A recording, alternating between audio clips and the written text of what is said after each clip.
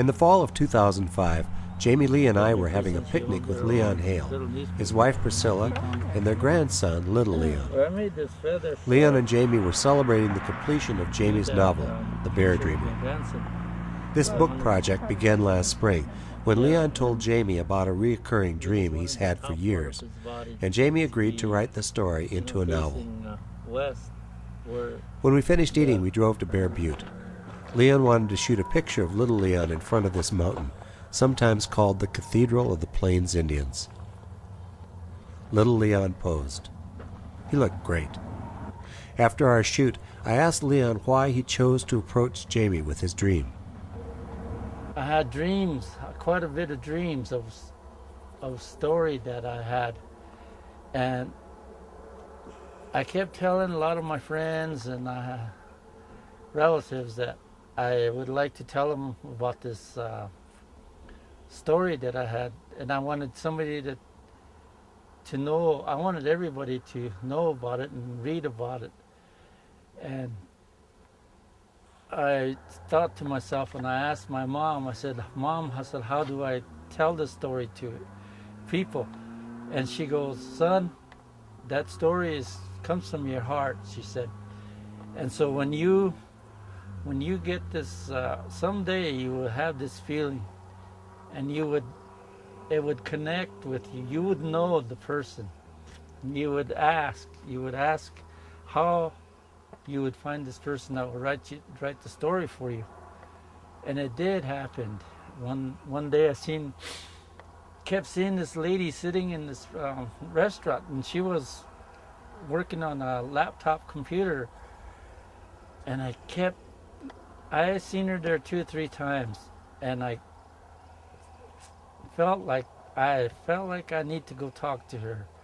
She writes books, she said, and that's when I told her I had this story I would like to tell, and I want somebody to write it.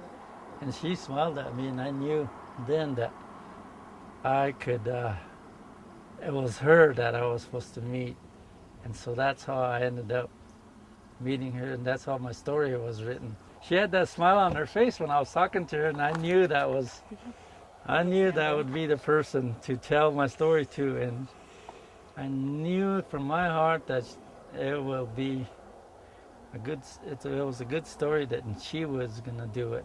And I already felt it in my heart that she would do a good job, and she did. She did a real great job with the story. Well, actually, I like to write in restaurants, and a lot of people actually approach me and say, let me tell you about my uncle, or let me tell you about this person or that person, and usually I just kind of be very polite. But I don't know, something was different that time when you came over and said, asked if I was a writer, and could you tell me a story, and gosh, I think it was as soon as you started talking about the story, I knew I was going to want to write it. Mm-hmm. And the interesting part was I had just been sitting there writing in my notebook, saying, I really want a new story. I really want something that takes me, right when you came over. I thought there must be something connecting about that, I told my wife, Priscilla, that I said, once the story is out, I know I'll feel good, because I want a lot of kids to read it, and especially grandmothers and grandfathers to read it to their kids. Did you say anything about how you used to sit in my green chair during our recording sessions and make the chair turn? No. It would start facing me, and then the chair would start turning and turning. I would tell my story to her, and I would close my eyes as I was telling my story to her. And by the time I got done, I was facing a different direction. And that was really great, though. I really felt good. It was like, I wish I was in that story. I felt I was in that story.